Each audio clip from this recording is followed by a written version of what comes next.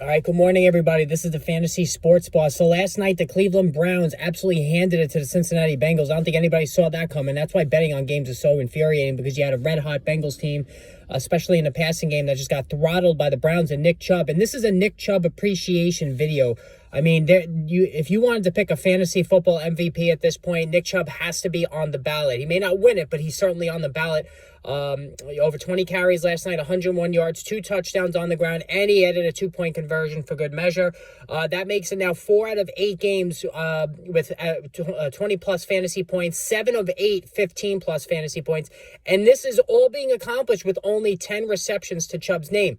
Listen, every year, I personally I knock Chubb, and I'll be the first to admit I do knock Chubb in drafts because I take part in PPR leagues, and most leagues now are PPR, and the fact of the matter is Chubb just doesn't catch the football. But he is right there as the most electric runner in the NFL. He has never averaged less than 5 yards per carry. He's, I think, at 5.6 right now, which is just absurd.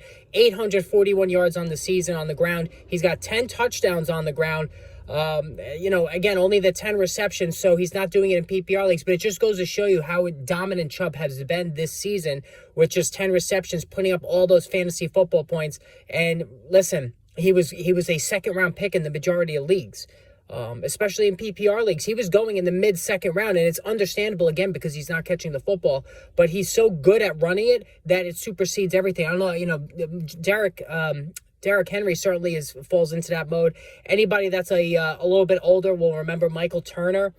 Michael Turner did that for a long time for the Atlanta Falcons. He was another guy who did most of his work on the ground. So, these are classic examples of players who, despite not catching the football, were able to be a high-end fantasy football running back. So, again, coming out of this game, disappointing outing for T. Higgins. He did catch a touchdown.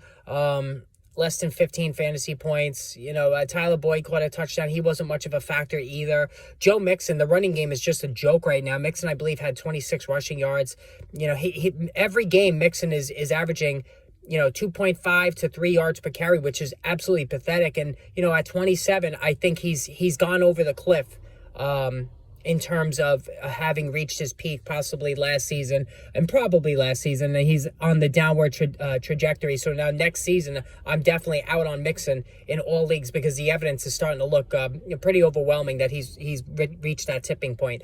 Amari Cooper, huge game, over 130 receiving yards and a touchdown. But this was obvious because, when he's home, he goes crazy. When he's on the road, he doesn't do anything. So it's just a weird quirk when it comes to Amari Cooper. You can't really explain it. But, when Deshaun Watson does come back, which is starting to appear now on the horizon, I think Cooper's going to be that much better. All right, so hit that subscribe, hit the notification button. More videos on the way today. Again, sorry about no stream yesterday. I'm going to make every effort possible to do a stream today, so look for the notification. Things get a little crazy right now. Like I said, I do coach high school football, and playoffs start this week, so have a lot going on with that too.